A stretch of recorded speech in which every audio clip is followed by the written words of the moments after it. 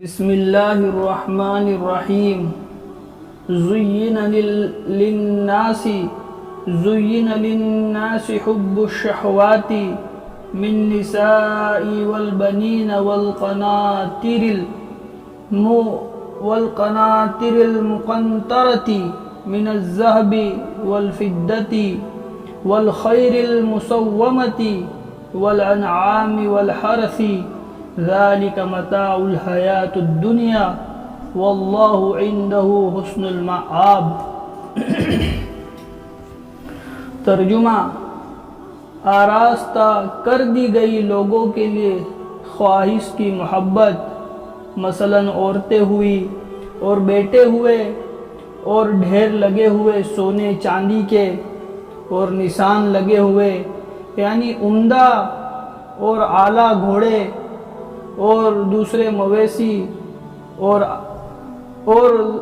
زراعت، لیکن یہ سب چیزیں زندگی کے استعمالی چیزیں ہیں اور انجام کاری خوب اور کام آنے والی چیزیں تو اللہ ہی کے پاس ہے۔ اے محمد صلی اللہ علیہ وسلم، تم ان سے کہہ دو، کیا میں تم کو ایسی چیز بتا دوں جو بدرجہ بہتر ہو ان سب چیزوں سے؟ وہ کیا ہے؟ غور سے سنو۔ ایسے لوگوں کے لیے جو اللہ تعالیٰ سے ڈرتے ہیں، ان کے رب کے پاس ایسے باغ ہیں جن کے نیچے نہریں بہتی ہیں، ان میں وہ لوگ ہمیشہ رہیں گے، اور ان کے لیے وہاں ایسی بیویاں ہیں جو ہر طرح پاک صاف ستھری رہتی ہے، اور ان سب سے بڑھ کر چیز اللہ کی خوشنودی ہے، اور اللہ تعالی بندوں کے احوال کو خوب دیکھنے والے ہیں۔ یہ لوگ جن کے لیے یہ آخرت کی چیزیں ہیں، ایسے لوگ ہیں جو کہتے ہیں کہ اے ہمارے پروردگار، ہم ایمان لے آئے ہیں، بس آپ ہمارے گناہوں کو معاف کر دیجئے اور ہم کو جہنم کے عذاب سے بچا دیجئے۔ یہ لوگ وہ ہیں جو مصیبت پر صبر کرنے والے ہیں۔ کون سے لوگ ہیں جن کو اللہ جنت کی نعمتیں دیں گے؟ ان میں ایک وہ لوگ ہیں کہ جو مصیبت پر صبر کرنے والے ہیں۔ یہ لوگ وہ ہیں جو مصیبت پر صبر کرنے والے ہیں۔ نمبر 2 پر سچ بولنے والے ہیں، اللہ تعالیٰ کے سامنے عاجزی کرنے والے ہیں۔ نمبر 3 پر وہ لوگ ہیں جو اللہ تعالیٰ کے سامنے عاجزی کریں گے اور نیک کاموں میں مال خرچ کریں گے۔ کون سے لوگ؟ چوتھے نمبر پر کہ جو نیک کام میں مال خرچ کریں گے، خرچ کرنے والے ہیں، اور پچھلی رات میں گناہوں کی معافی چاہنے والے ہیں۔ اور وہ لوگ بھی ہیں جو رات میں اٹھ کر اللہ سے معافی مانگیں گے۔ حق تعالیٰ شانہ نے ان سب چیزوں کی محبت کو شہوت کی محبت سے تعبیر کیا ہے۔ امام غزالی رحمۃ اللہ علیہ فرماتے ہیں، شہوتوں کا افراط ہی کا نام عشق ہے، جو بیماری ہے ایسے دل کی جو تفکرات سے خالی ہو، اس کا علاج ابتدا سے کرنا ضروری ہے کہ اس کی طرف نظر کم کر دے، دنیا کی طرف نظر کم کر دینا، اس کی طرف التفات کم کر دینا، یعنی اس کی طرف چاہت کم کر دینا، ورنہ جب التفات بڑھ جائے گا تو ہٹانا مشکل ہو جائے گا۔ ابتدا میں بہت سہل ہے، یہی حال ہے ہر چیز کے عشق کا، مال ہو، جاہ ہو، جائیداد ہو،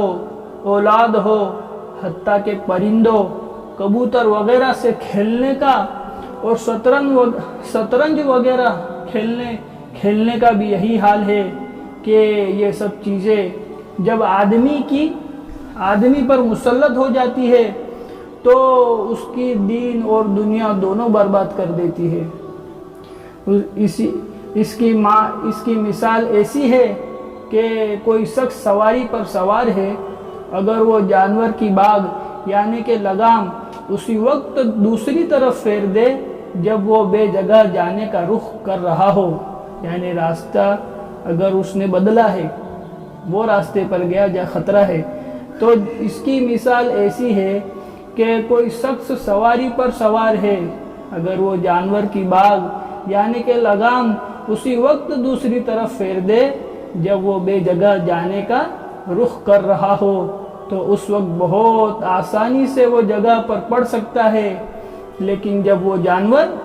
کسی دروازے میں گھس جائے اور سوار پھر دم پکڑ کر پیچھے سے کھینچنا چاہے تو پھر بڑی سخت دشواری ہو جاتی ہے۔ اس لیے ان سب چیزوں کی محبت کو ابتدا ہی سے نگاہ میں رکھ کے اعتدال سے نہ بڑھنے دیں۔ علماء فرماتے ہیں کہ دنیا کی جتنی بھی چیزیں ہیں وہ 3 قسم میں داخل ہے: معدنیات، نباتات اور حیوانات۔ حق تعالیٰ شانہ نے ان آیت میں تینوں کی مثال ذکر فرما کر دنیا کی ساری ہی چیزوں پر متنبع فرما دیا۔ بیویوں اور بیٹے کو ذکر فرما کر مال و دولت و عزیز و اقارب کا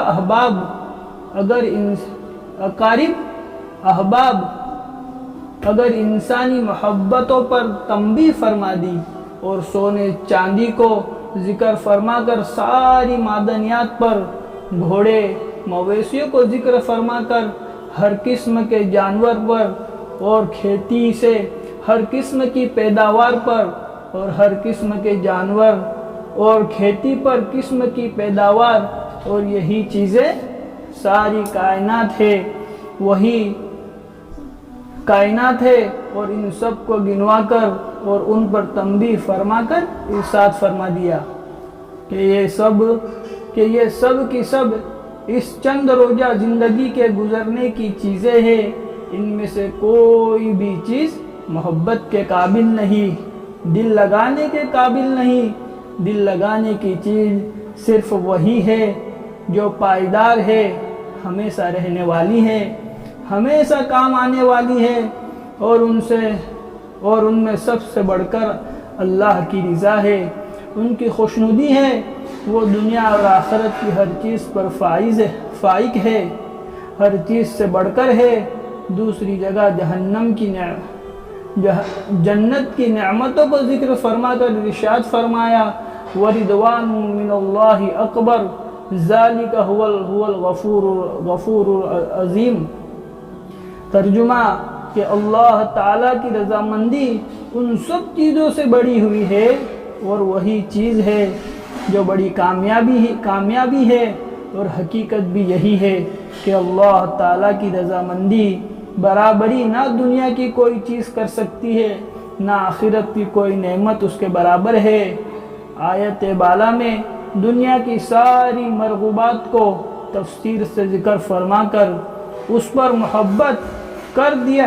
اس پر متنبع کر دیا کہ یہ سب محض دنیاوی زندگی کے اسباب ہے، اور پھر بار بار قرآن پاک میں اس چیز پر تنبیہ فرمائی گئی، مختلف عنوان سے نصیحت کی گئی کہ یہ دنیا تبلیغی مذمت ہے، کہیں